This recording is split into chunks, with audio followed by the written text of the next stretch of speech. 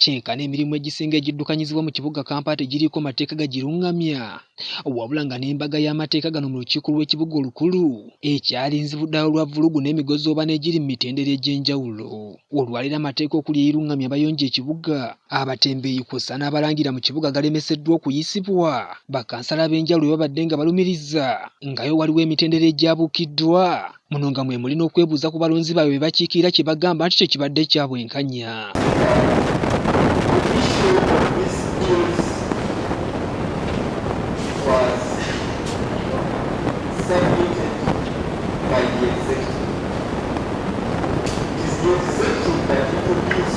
Komiti eno bw'emala okufuna ebbaga eryo standing committee ketugeze oba ya engineering oba ya physical planning ekozesa omukisa ogwo okubuuliriza okukola consultations mu bantu bonna be tuyita ba stakeholders abavunaanyizibwa ku bbaga lino. For example, bwe twogera ku lya public transport management ordinance erigenda okuvunaanyizibwa ku taxi ne bodaboda ne special hires, balina okuyita aba taxi bayita aba bodaboda bababuuze kubanga be bannannyini tteeka.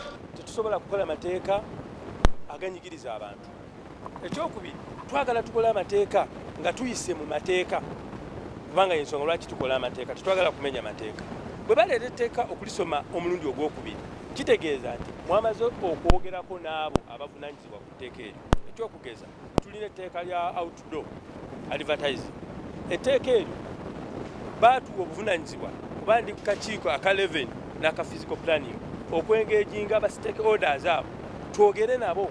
Yadde nga mu kansa etuuziddwa John Mewisi bufagezezaako okulambulula ku buti abayonja n'obuyonjo bw'ekibuga bwe binaakwatibwa. Bino byonna bakansala babisimbidde kuli nga balumiriza kimu kya kusooka kwebuuza ku balonzi baabwe. Olwaleero kanso ebadde yagakuyisa amateeka agaani tebaatulonda kwesibira muno tuyise mateeka gaffe, nedda baatusindika kuyisa mateeka ga bannakampala. Lwaki ŋŋaanye bannakampala tetunabeebuuzaako? Nsanyukidde sipiika ogamba nti gaddeyo tusooke twebuuze ku bantu abaatulonda batuwe ebirowoozo byabwe tubireete wano, sikuva eri wa mukyala wo n'ojja wano n'otandika okuyisa amateeka, nedda. Kansa eno yeetabiddwamu ababaka ba pulezidenti bonna mu kibuga Kampala beewuunyiza emivuyo n'obwasemugayaavu buli mu bakansala ba KCCA abalwawo okufulumya amateeka ate nga babalumiriza obutakolera mu mateeka. N'ekitukoze bubi nti leero after mwaka financial year egenda kuggwa ordinances zonna tewali n'omu eri ready for discussion. So naffe ngaffe tulaba nti si kituufu ng'ate emirimu gyetaaga otandika twetaaga okukola naye tetusobola kukola. Ate bwe tukola lwaki mukola? Bwe tuimplementinga bye tulowooza nti bikulu mumenya amateeka naye ng'ate n'amateeka tegasobola kubeera nga gakolebwa mu budde. Wabula wano mu kubaanukula bakansala bategeezezza nti bo si baakumala gafulumya amateeka gatamaze kwekennenyezebwa bulungi nga bwe kyali emabega ku mateeka agaviirako KCCA okuliwa obutitimbe n'obutitimbe bw'ensimbi. Tulowooza nti mu mwaka gwaffe guno omulamba 2022 tugenda kukola ku mateeka gonna tuleme kuddamu kusanga ntalo ziriwo kati mu kibuga. Olaba wa bodaboda alwanagana ani amuteekawo stage kijavugirako asasula ssente ki, owa taxi ani abakulembera bano out of we bali aba paaka nabo bayomba ab'obutale.